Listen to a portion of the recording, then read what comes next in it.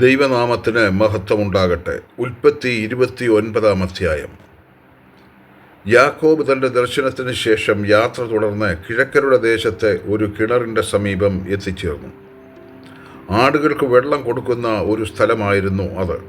ഒരു പക്ഷേ അബ്രഹാമിൻ്റെ ദാസൻ റെബേക്കായെ കണ്ടെത്തിയ അതേ കിണറായിരുന്നിരിക്കാം അത്. പഴയ നിയമത്തിൽ ദൈവാനുഗ്രഹത്തിൻ്റെ ഒട്ടനവധി സംഭവങ്ങൾ കിണറുകൾക്കരികെ നടന്നതായി നാം വായിക്കുന്നു. ഉൽപ്പത്തി 16:14, 21:19, 30, 26:32, യെശയ്യാവ് 12:3 ഇവയൊക്കെ ചില ഉദാഹരണങ്ങളാണ്. പുതിയ നിയമത്തിൽ യോഹന്നാൻ്റെ സുവിശേഷം 4-ാം അധ്യായത്തിൻ്റെ 1 മുതൽ 26 വരെയുള്ള വാക്യങ്ങളിൽ ശമരിയ സ്ത്രീയും അവളുടെ പട്ടണത്തിലെ ജനങ്ങളും കർത്താവിനെ അറിയുന്നതിന് കാരണമാകുന്ന സംഭവങ്ങൾ ഒരു കിണറിനരികെയാണ് അരങ്ങേറുന്നത്. ദൈവിക അനുഗ്രഹത്തിൻ്റെ ഒരടയാളമായിരുന്നു കിണറുകൾ. അവിടെ ആടിനെ വെള്ളം കുടിപ്പിക്കാൻ കാത്തിരുന്ന ഇടയന്മാരോട് നാഹോറിൻ്റെ മകനായ ലാബാനെ നിങ്ങൾ അറിയുമോ എന്ന് യാക്കോബ് ആരായുന്നു. സത്യത്തിൽ ലാബാൻ നാഹോറിൻ്റെ കൊച്ചുമകനാണ്.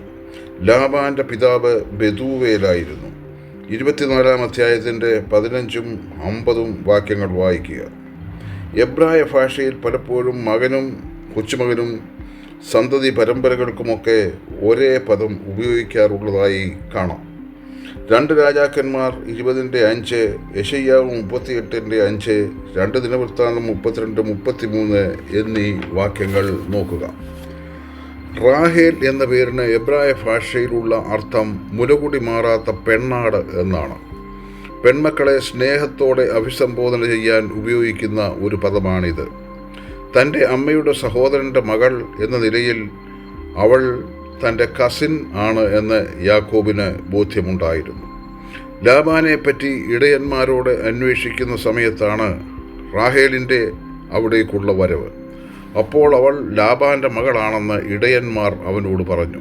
ദൈവത്തിൻ്റെ ആലോചനപ്രകാരമുള്ള സമയത്തിൻ്റെ കൃത്യതയാണ് നാം ഇവിടെ കാണുന്നത്. വർഷങ്ങൾക്ക് മുൻപ് റെബേക്ക അബ്രഹാമിൻ്റെ ദാസൻ്റെ മുൻപിൽ പ്രത്യക്ഷപ്പെടുന്നത് ഇതേ വിധത്തിലുള്ള ദൈവിക കൃത്യതയോടുകൂടെയായിരുന്നു എന്നോർക്കുക. 24-ാം അധ്യായത്തിൻ്റെ 13 മുതൽ 20 വരെയുള്ള വാക്യങ്ങളിൽ നമുക്കിത് കാണാൻ കഴിയും. ഇതേപോലെയുള്ള മറ്റൊരു സന്ധിപ്പിൻ്റെ കൃത്യത രൂത്തിൻ്റെ പുസ്തകം 2-ാം അധ്യായം 3-ാം വാക്യത്തിൽ അവൾ ബോവസിൻ്റെ അടുക്കൽ ചെന്നെത്തുന്നിടത്ത് കാണാൻ കഴിയും. യാക്കോബ് റാഹേലിനെ കണ്ട് ആ പ്രദേശത്തെ ആചാരപ്രകാരം അവൾക്ക് ചുംബനം നൽകി. തൻ്റെ അമ്മ റെബേക്ക അബ്രഹാമിൻ്റെ ദാസനെ കണ്ടുമുട്ടിയ കഥ തീർച്ചയായും യാക്കോബ് കേട്ടറിഞ്ഞിരിക്കും. അതേപോലെ ഇതാ ഇപ്പോഴത്തെ ഈ സംഗമവും ദൈവീക ഇംഗിതത്തിൻ്റെ പരിണിത ഫലമാണെന്ന് അവൻ മനസ്സിലാക്കി.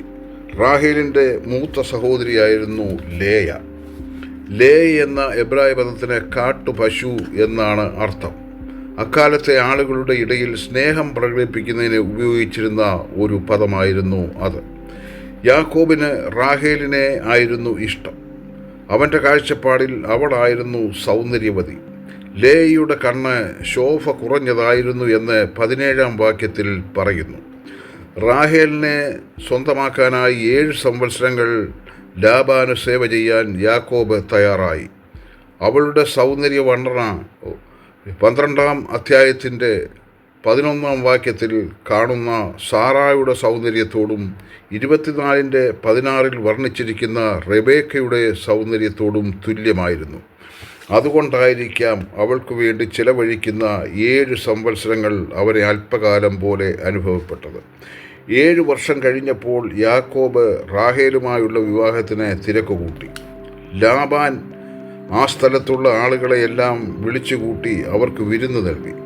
വിവാഹബന്ധം ദൃഢപ്പെടുത്തി.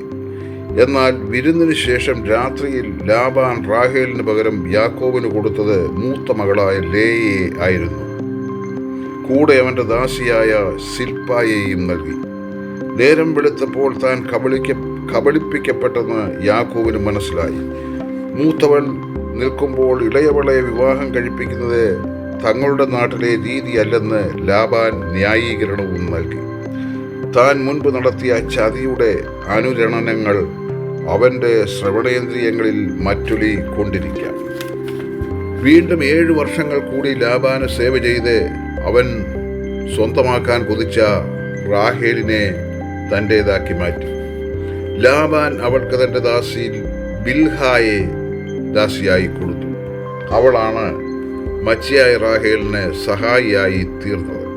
റാഹേലിന് കുഞ്ഞുങ്ങൾ ജനിക്കാതെ വന്ന സാഹചര്യത്തിൽ ബിൽഹ ഒരു സറോഗേറ്റ് മദറായി മാറുന്നതായി 30-ാം അധ്യായത്തിൻ്റെ 3 മുതൽ 8 വരെയുള്ള വാക്യങ്ങളിൽ നമുക്ക് കാണാൻ കഴിയും. യാക്കോബിനാൽ സ്നേഹിക്കപ്പെടാത്ത ഭാര്യയായിരുന്നു ലേയ. എങ്കിലും ദൈവം അവളെ കൈവിട്ടില്ല. ദൈവം അവളുടെ ഗർഭം തുറന്നു. വാക്യം 31. അക്കാലത്തെ മധ്യപൂർവേഷ്യൻ രാജ്യങ്ങളിലെ സംസ്കാരമനുസരിച്ച് ഒരു കുഞ്ഞിനെ, അതും പ്രത്യേകിച്ചൊരു ആൺകുഞ്ഞിനെ പ്രസവിക്കാൻ കഴിവുള്ള ഒരു സ്ത്രീയെ സമൂഹം വില കൽപ്പിച്ചിരുന്നു. റാഹേൽ മച്ചിയായി തുടരുന്ന സന്ദർഭത്തിലാണ് ലേയയ്ക്ക് ഈ സൗഭാഗ്യം ലഭിക്കുന്നത്. റാഹേൽ ലേയയെ പോലെ പ്രസവിക്കാൻ തനിക്ക് കഴിവുണ്ടായിരുന്നെങ്കിൽ എന്നാഗ്രഹിച്ചു. ലേയയാകട്ടെ റാഹേലിനെ പോലെ ഭർത്താവിൻ്റെ സ്നേഹം തനിക്ക് ആർജിക്കാൻ കഴിഞ്ഞിരുന്നെങ്കിൽ എന്നാശിച്ചു.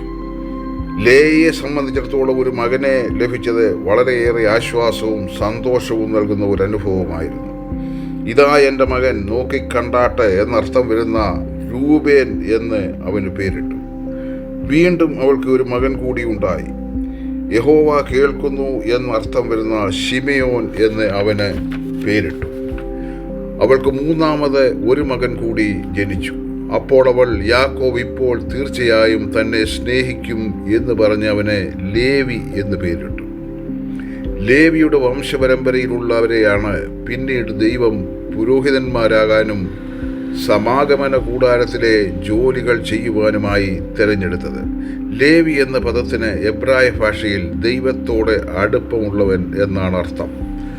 4-ാമത് ഒരു മകൻ കൂടി ലേയയ്ക്ക് പിറന്നു.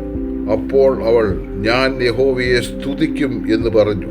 അതുകൊണ്ട് അവന് യഹൂദ എന്ന് പേരായി. അതോടെ അവളുടെ പ്രസവം നിന്നു. നമ്മുടെ അവിശ്വസ്തതയുടെ മധ്യത്തിലും നമ്മെ കരുതുന്നവനായ ഒരു ദൈവം നമുക്കുണ്ടെന്ന് ഈ അധ്യായം നമ്മെ പഠിപ്പിക്കുന്നു. മറ്റൊരു ആംഗിളിലൂടെ നോക്കുമ്പോൾ തൻ്റെ സഭയെന്ന മണവാട്ടിക്ക് വേണ്ടി ത്യാഗം സഹിക്കുന്ന ക്രിസ്തുവിൻ്റെ ഒരു മുൻനിഴൽ യാക്കോബിൻ്റെ യാത്രയിലും ലാബാൻ്റെ കീഴിലുള്ള അവൻ്റെ സേവയിലും ദർശിക്കാൻ കഴിയും. 12 ഗോത്രങ്ങളുടെ സ്ഥാപനത്തിലൂടെ ക്രിസ്തുവിൻ്റെ ജനനത്തിലേക്കുള്ള അടിസ്ഥാനം രൂപപ്പെടുത്തുന്നത് ദൈവത്തിൻ്റെ കർശന സ്നേഹം യാക്കോബിനെ രൂപാന്തരപ്പെടുത്തിയതിലൂടെ ആണ്. ദൈവം നിങ്ങളെ എല്ലാവരെയും അനുഗ്രഹിക്കട്ടെ.